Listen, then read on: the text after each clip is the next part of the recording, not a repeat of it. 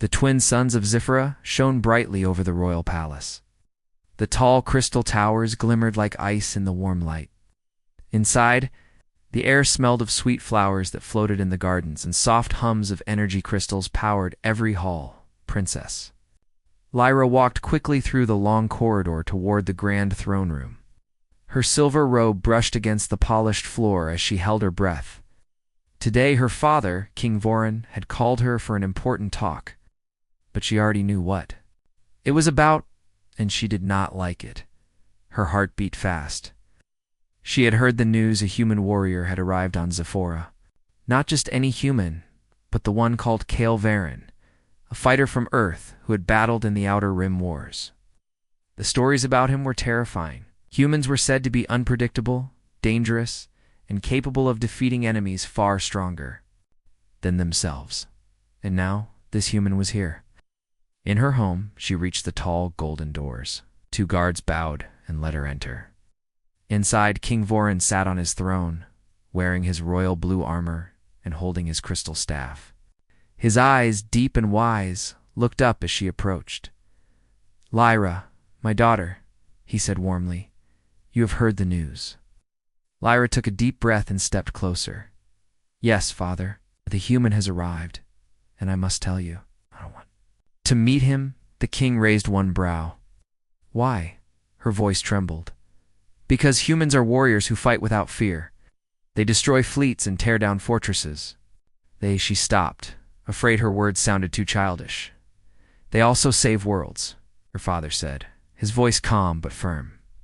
"Varan is here because Zapora faces danger. The enemy fleet has been spotted in our outer territories. They are moving toward us. This human warrior is here to help protect our people." Lyra shook her head. "But why him?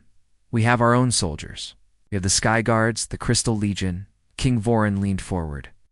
"Our soldiers are brave, but this enemy is unlike any we have fought before. Napella's fought them before. He knows their weaknesses." Lyra's eyes widened. "Then he is even more dangerous. If he defeated such enemies, what could he do to us if he wished?" The king gave a deep sigh. "Lyra, you judge before you have seen. This is not wise." He tapped his staff on the floor, and the crystal at its top glowed softly. "Tomorrow you will meet him." Her chest tightened. "Father, please, not him.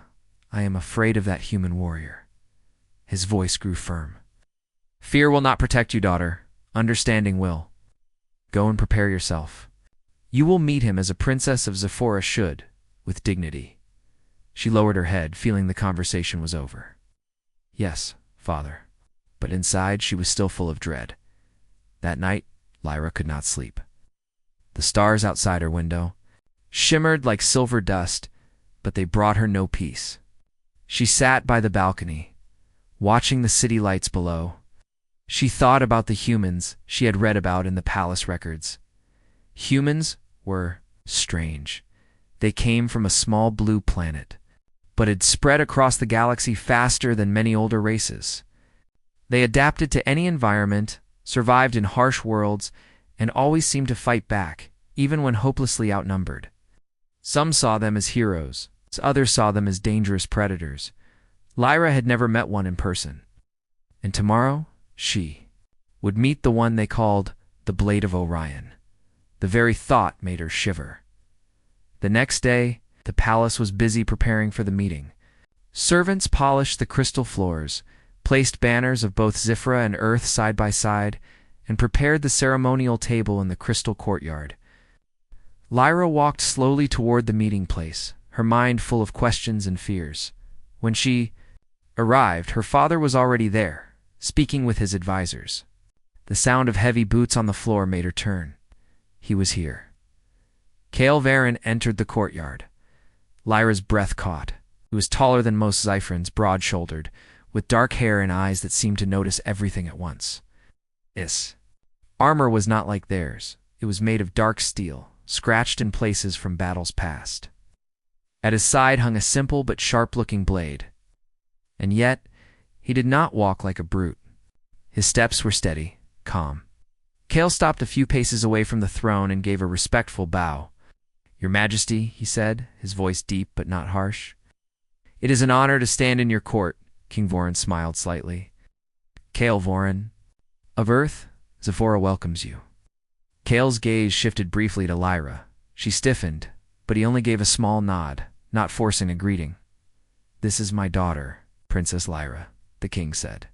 "She will be working with you during your stay." Lyra's mouth went dry. "I welcome you to Zapora," she managed, though her voice was quiet.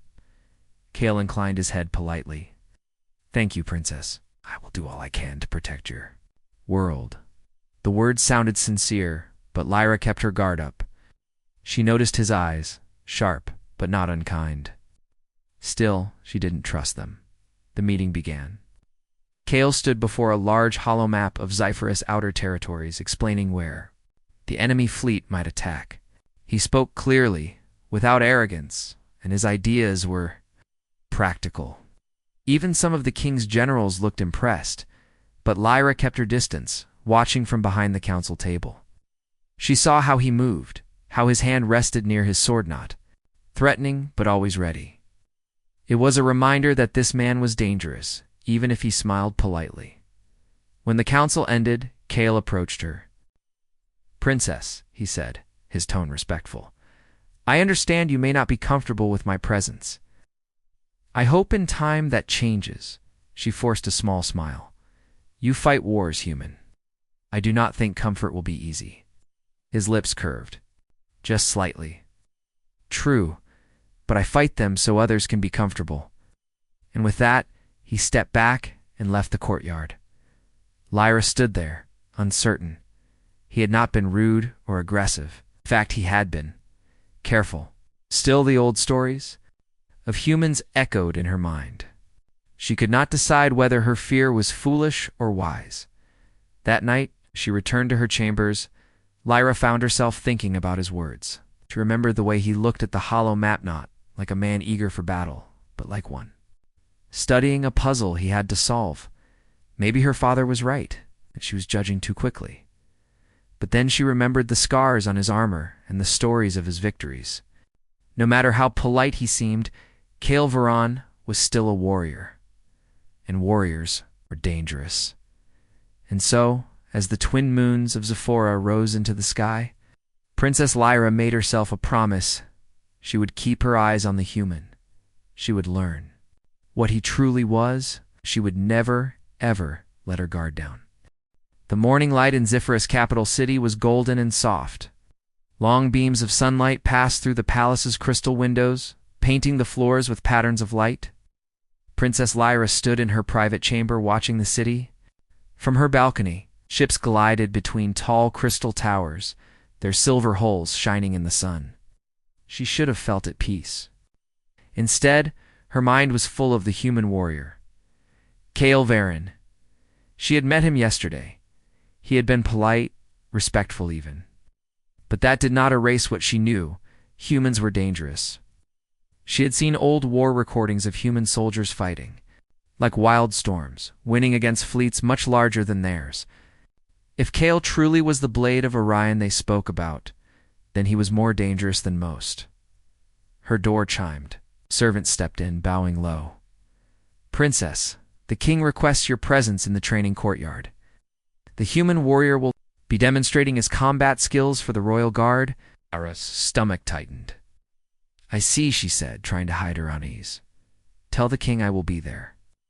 The training courtyard was wide and open, surrounded by tall crystal walls.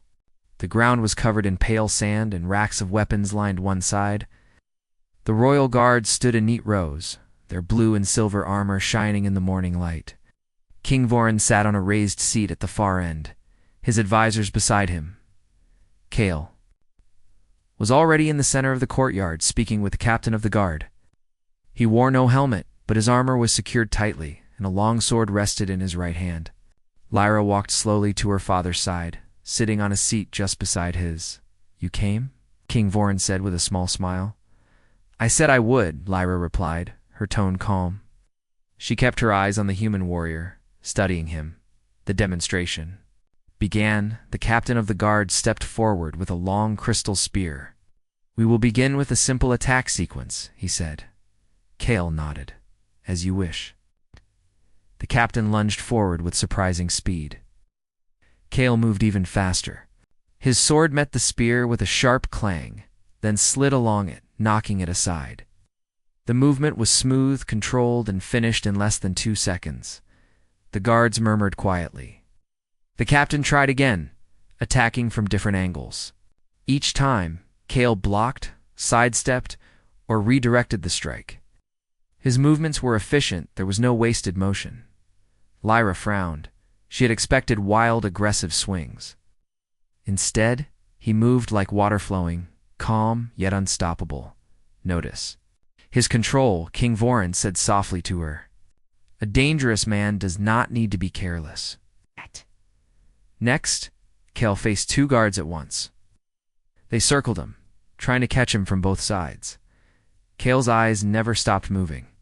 He let them come close, then shifted aside at the last moment, turning their attacks against each other. Within moments, both guards were disarmed, their weapons lying in the sand. Kale lowered his sword. Your guards are skilled, he said, breathing evenly. But they rely too much on the weapon's reach. If the enemy gets too close, they will struggle.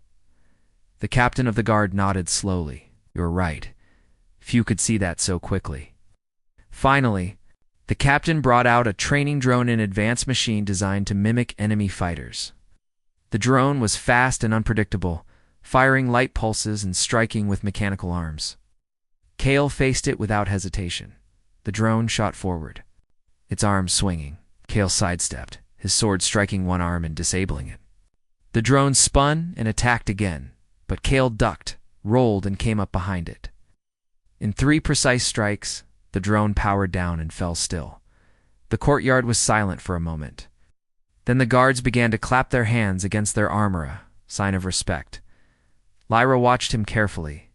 She could not deny it, his skill was remarkable. But it was more than skill.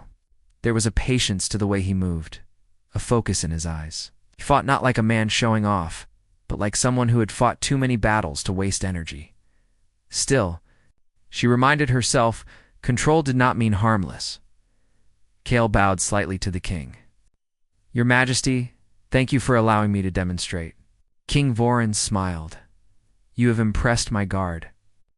That is not easily done. Kale glanced toward Lyra. And you, Princess? What do you think? She met his eyes, her voice steady. I think you are exactly as skilled as the stories say. There was a faint, unreadable smile on his lips. Then I hope in time you will see I am more than just a story. After the demonstration, the king asked Kale to walk with Lyra through the palace gardens. She did not like the idea, but she could not refuse. The gardens were quiet, full of glowing flowers and soft streams of water. They walked side by side, though she kept a small distance between them. You do not trust me, Kale said suddenly, his tone calm. Lyra glanced at him. I do not trust any human warrior. He did not look offended. That is fair. But may I ask why? She hesitated. Because humans fight too hard. You do not stop, even when it seems hopeless. That can be dangerous. Kale nodded slowly. It can be. But sometimes, fighting when hope is gone is the only reason anyone survives. She frowned. You make it sound noble. Not noble, he said.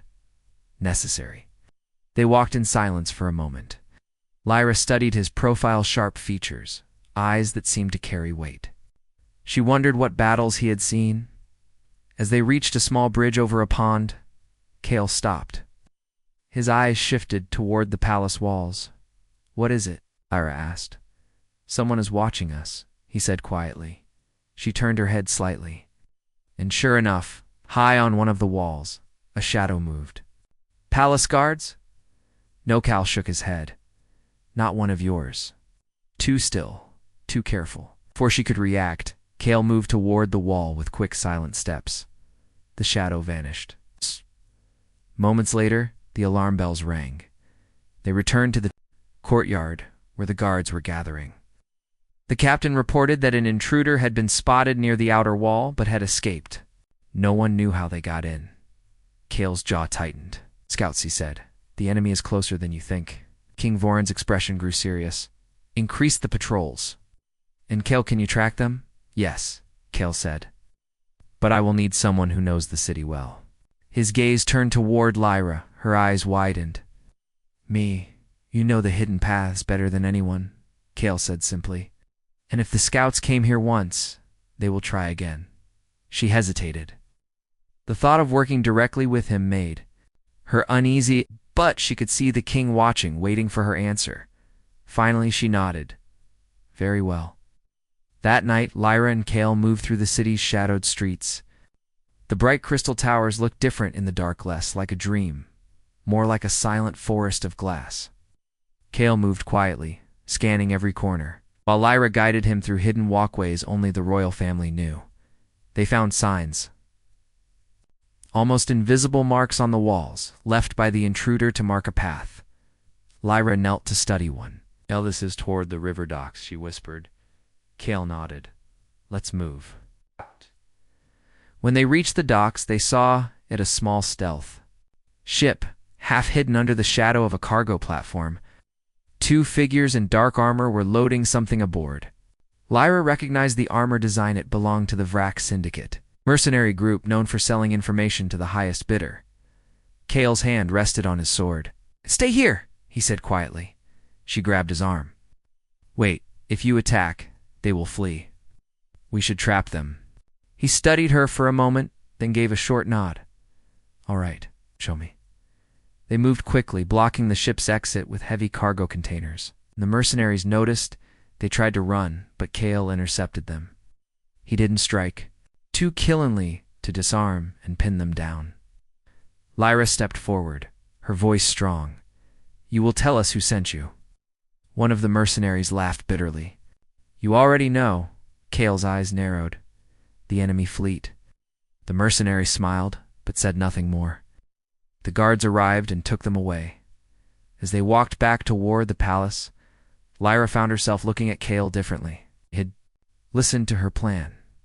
He had not rushed in blindly. He had fought with precision, not cruelty. You did well, Kale said.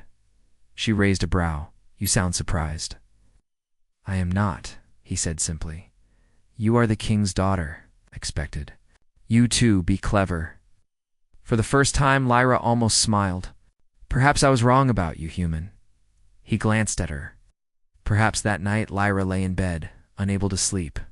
She thought about how Kale had moved in the shadows, how he had trusted her guidance, how his eyes had sharpened at the first sign of danger. He was still dangerous, that much was true. But maybe, just maybe, he was dangerous in the right way. And somewhere deep inside, she began to wonder if her fear was starting to change. The skies over Zapora had never looked so dark. The twin suns, which usually bathed the city in warm gold, were hidden behind thick clouds that swirled with unnatural energy. A cold wind blew through the crystal towers, carrying a scent of smoke and metal. The royal palace was tense. Alarms echoed across the city. Princess Lyra stood at the balcony, her silver robe clinging to her as she watched the horizon. Ships, unlike the peaceful city traffic, streaked through the sky in sharp, aggressive formations. Red and black silhouettes of alien warcraft glimmered with deadly energy. The enemy had arrived. King Vorin appeared behind her, his face serious, but calm. Lyra, he said, placing a hand on her shoulder. The fleet you saw in the scouting reports has reached Zapora's outer orbit. They will strike the city within the hour. Lyra's heart pounded. We are ready, father, he nodded. Our people are prepared, but this is unlike anything we have faced before. Kale Veron's skills will be vital. She swallowed hard, thinking of the human warrior. Until now, he had been impressive in controlled training, but facing a real attack, facing death in the streets. Would he still be the same? Before she could dwell on it, a message arrived via crystal communicator. The commander of the palace guard's voice was urgent. Your Majesty, enemy ships are attempting to breach the southern perimeter. We require Kale Veron immediately. King. Vorin turned to Lyra. Go with him. Your knowledge of the palace's secret passages could save lives. Lyra's stomach twisted, but she nodded. Yes, father. Kale waited in the courtyard, his armor gleaming even in the dim light. Sword was at his side. and his expression was focused. He did not smile. There was no time for that now. He nodded to Lyra. "Are you ready?" Lyra took a deep breath. I think so." Together they moved quickly toward the southern walls. The streets were chaotic. Citizens ran to shelters, warning bells clanged, and sky-patrolled drones darted. Overhead, the enemy had already begun attacking the outer districts, firing pulses of energy that left glowing scars on the crystal buildings. Kale led Lyra through hidden alleyways, avoiding the main roads, moved with precision, but she noticed how his eyes constantly scanned every angle, every shadow.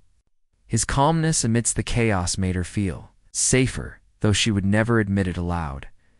When they reached the southern perimeter, they saw the first wave of enemy troops, heavily armored alien soldiers, with strange glowing weapons she had never seen. They were fast, ruthless, and methodical. One misstep could cost a life. Kale crouched behind a large crate. "Stay close," he whispered. "We need to disable their command drone first. It coordinates their troops." Lyra nodded. Had studied the layouts with her father's generals before, but now it was real. Her hands trembled slightly, but Kale's steady presence gave her courage. They moved forward, slipping past enemy patrols. Kale's movements were smooth and precise. Lyra followed his lead, trusting his instincts. When a soldier turned a corner, Kale neutralized him with a swift, non-lethal strike, just enough to knock him out without causing permanent harm. Lyra's heart raced. She had never seen anyone fight like this. At last they reached the command drone. It hovered above a tall spire, directing enemy troops with red energy beams. Kale studied it for a moment. "I need you to climb the structure, Lyra," he said. "You know the way. I'll cover you." She hesitated. "Alone?" "Not alone. I'll handle anyone who comes near," he reassured her. "Go." Lyra took a deep breath and moved. She climbed carefully, remembering every secret ledge and rope her father had taught her. Kale's eyes never left the street below, his sword ready to strike at a moment's notice. Finally, she reached the top. The command drone's energy core glowed fiercely. She pressed her hand against it, feeling the hum of power. "Kale, it's ready to shut down." "Do it," he called. With a firm push, she disabled the drone. The red beams vanished, and enemy troops paused, confused. Kale took the moment to strike. He moved like a storm, disarming enemies and pushing them back, his sword flashing in precise motions. Lyra watched, amazed and terrified at the same time. The first wave of attackers retreated, but Lyra knew it was only the beginning. From the sky, larger warships appeared, firing beams that tore through the palace walls. Civilians screamed and ran while the palace defenders tried to respond. Kale grabbed Lyra's hand. "We need to get back inside. Oh.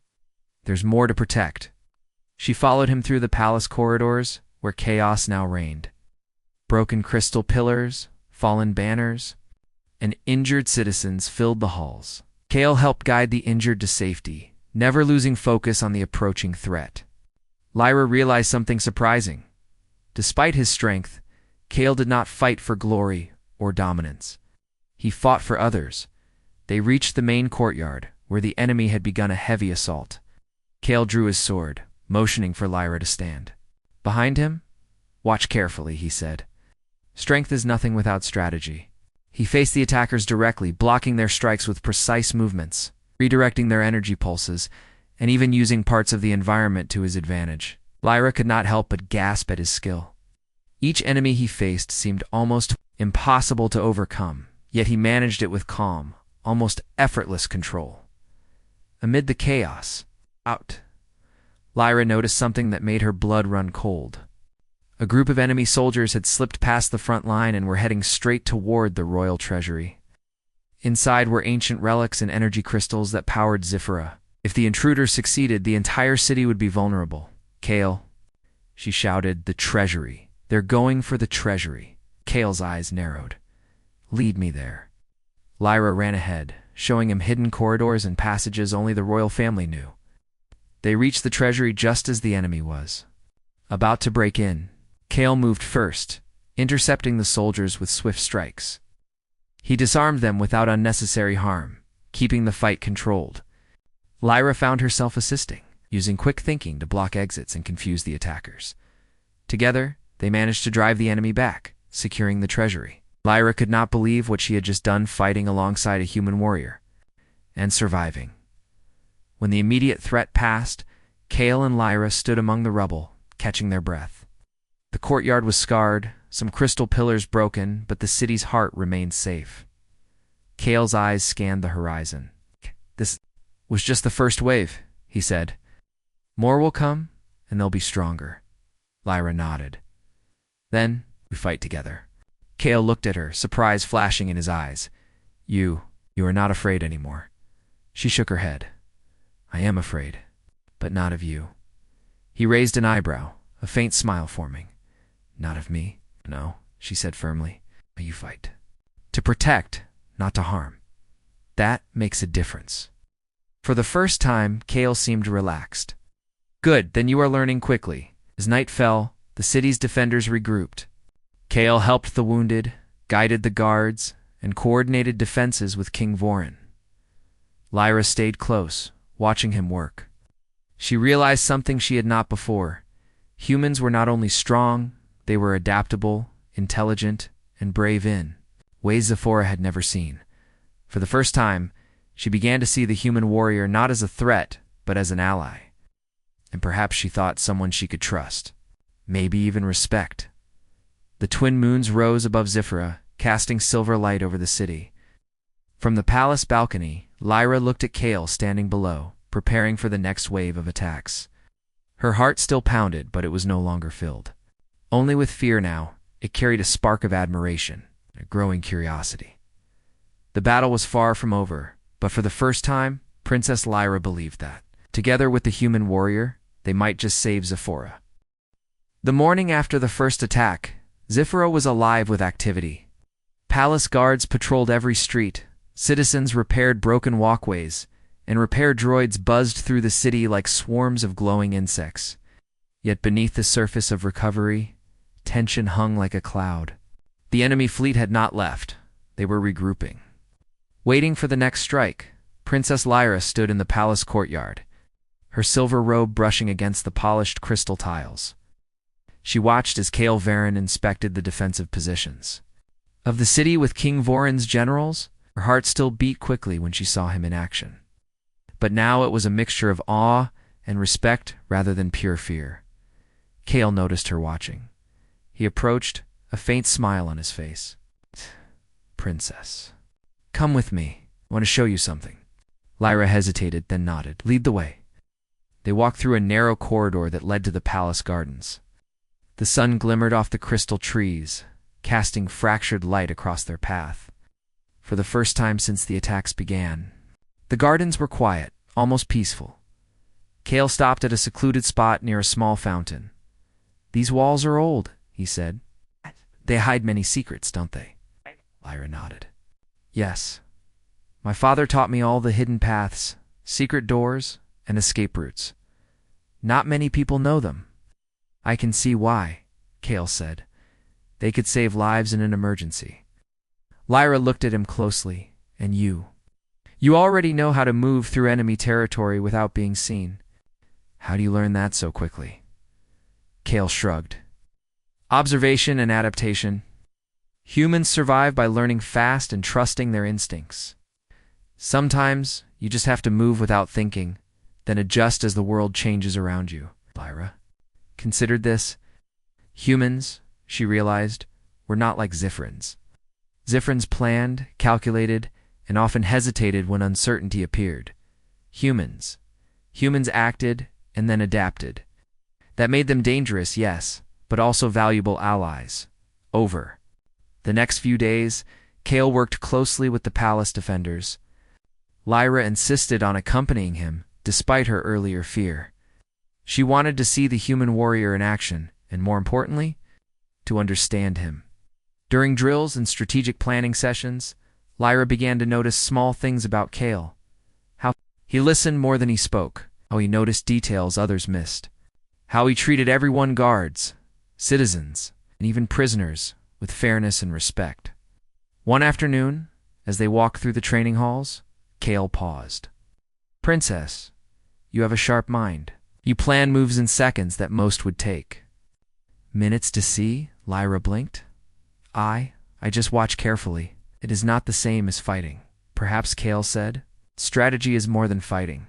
It is understanding the battlefield, predicting the enemy, and knowing your allies. You are learning quickly." She felt warmth in her chest, not from pride, but from trust. For the first time, she believed Kale was not just a warrior, he was someone she could rely on. That evening, while the city slept under a moonlit sky, a quiet alarm sounded in the palace. Kale and Lyra were already on patrol. "What is it?" Lyra whispered, her voice tense. Kale scanned the courtyard. Movement near the eastern gate. "Someone is sneaking in." Lyra led the way through the hidden corridors. They reached the gate and saw two figures attempting to scale the walls. Their armor was dark and unmarked, a sign of a covert mission, not a full attack. Kale's eyes narrowed. "Stay back," he said. "I'll handle them." But Lyra shook her head. "Me help. We can trap them together." Kale studied her, then nodded. "All right, but follow my lead." They moved quietly, using shadows and hidden ledges. Lyra guided Kale through passages the intruders did not know. When they reached the courtyard, Kale blocked one escape route. While Lyra used quick thinking to corner the other, Kale fought with precision, striking only to disable. Lyra followed his example, using her agility to block exits and prevent the intruders from fleeing. Within moments, the intruders were captured. Kale turned to her, impressed. "You are learning fast, Princess. Faster than I expected." Lyra felt a blush rise to her cheeks. I just did what you did." "No," he said gently. "You did what you thought was right. That is bravery." For the first time, Lyra allowed herself to smile. She felt a connection growing, a trust. That went beyond fear, beyond duty. Over the following days, Kale and Lyra worked even closer together. He taught her small combat techniques not to fight him, but to defend herself if needed. They studied the enemy's movements, sharing insights and ideas. During one quiet moment in the palace gardens, Lyra asked, "Kale, why do humans fight?" "So differently. They are fast, strong, fearless."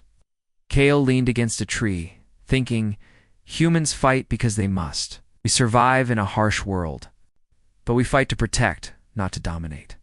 Fear is part of it, yes, but courage comes from knowing someone depends on you." Lyra considered this. Humans were not like the Ziphrans, who relied on magic and technology. Humans relied on instinct, heart, and strategy. And somehow, it worked. Their bond grew stronger when they discovered a hidden traitor within the palace. One of the advisors had been secretly signaling enemy scouts, giving them information about Zapora's defenses.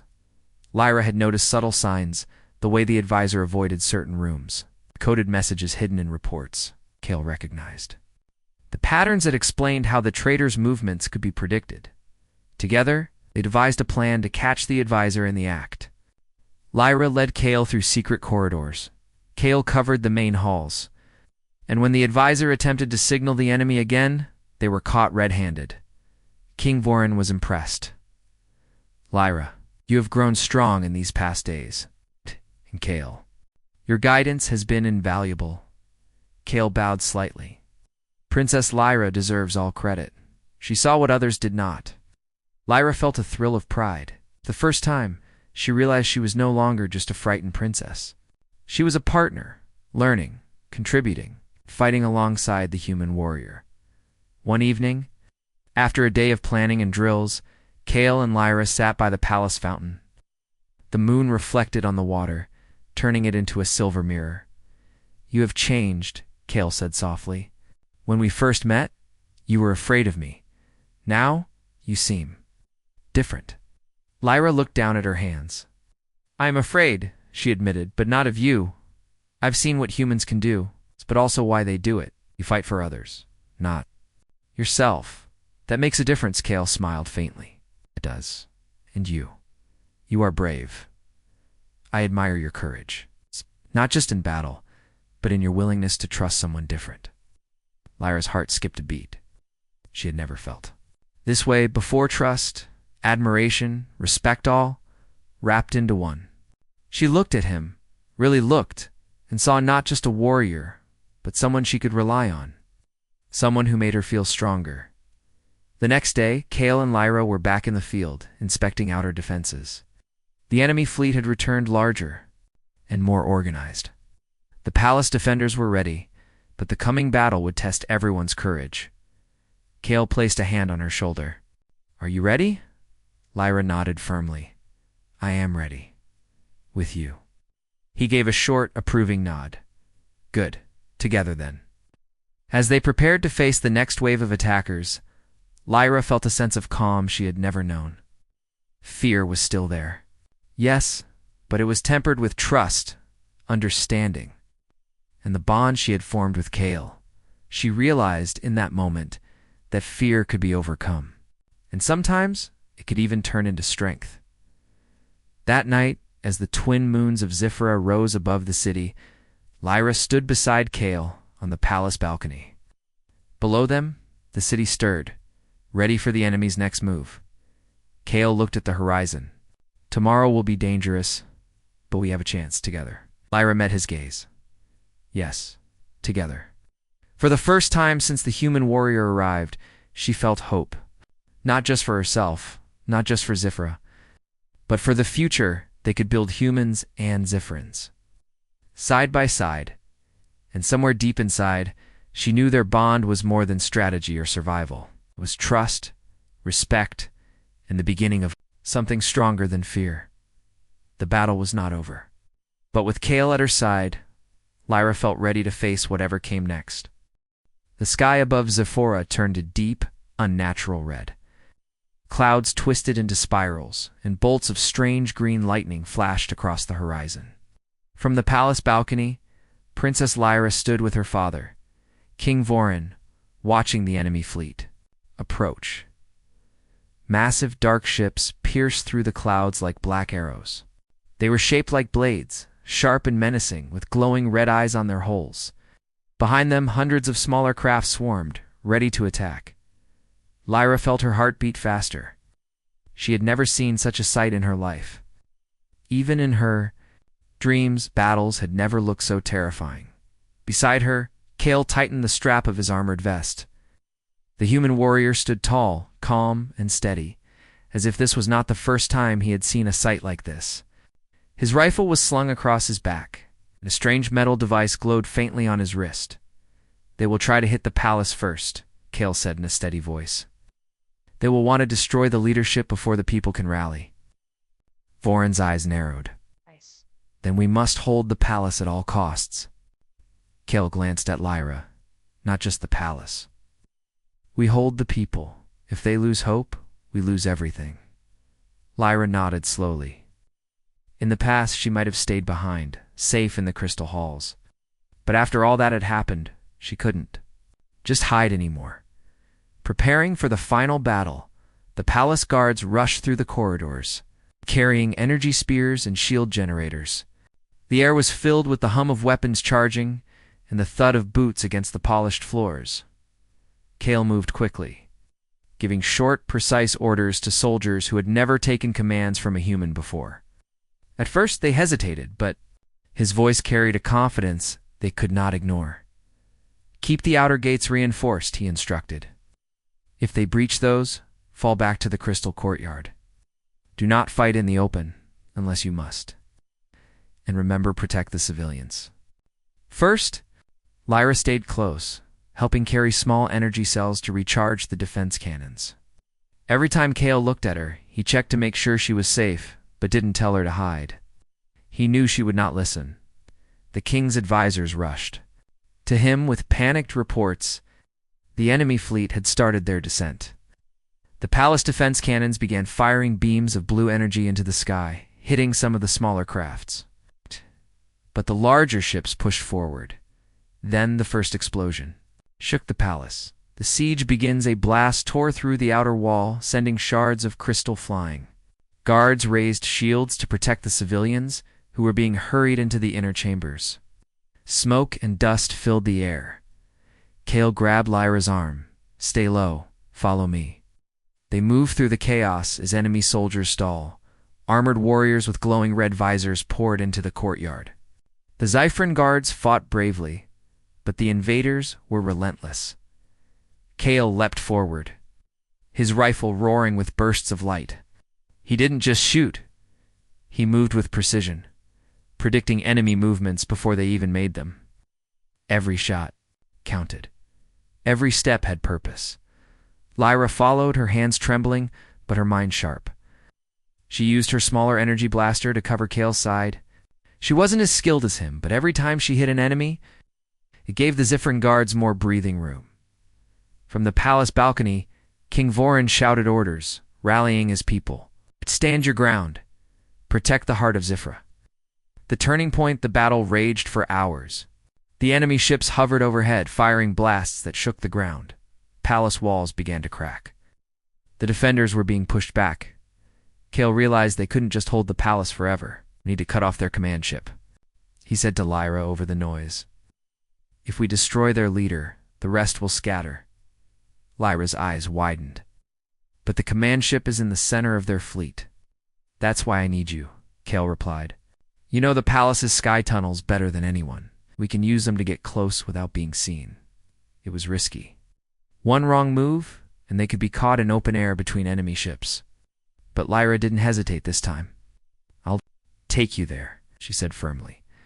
The flight to the command ship, they slipped into a hidden launch chamber beneath the palace gardens.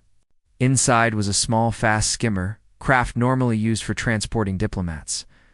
Cale quickly modified its shields with parts from his wrist device, making it harder to track.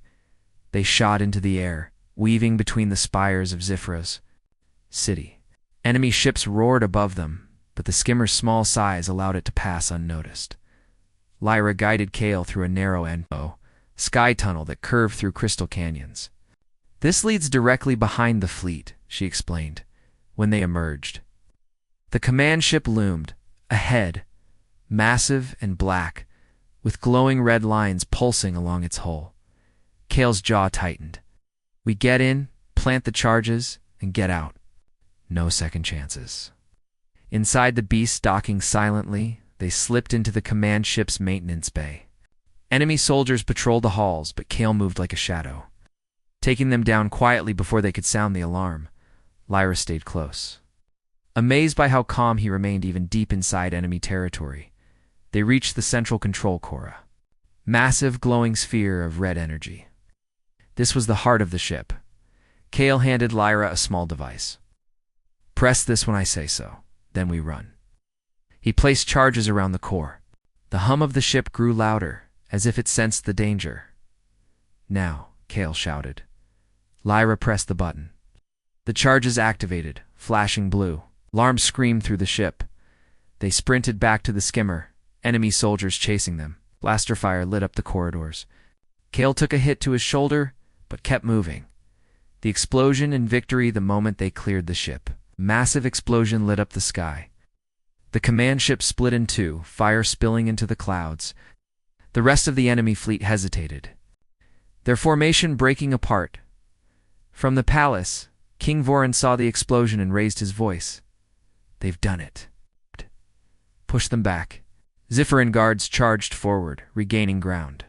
Without leadership, the enemy ships retreated into the clouds, vanishing as quickly as they had come. Aftermath: the city was damaged, but it still stood. The people of Zifra filled the streets, cheering for their defenders. Cale stood on the palace balcony, his arm bandaged. Lyra stood beside him, her face filled with pride. King Vorin approached them. "You have saved my people," he said to Cale, "and you have shown my daughter the truth about humans." Lyra smiled, looking at Cale. "Father, perhaps humans are not so frightening after all." Cale chuckled softly. "I'm glad you think so, for the first time." Lyra reached out her hand to him, not in fear, but in gratitude. He took it, and together they looked out over the city they had fought to protect.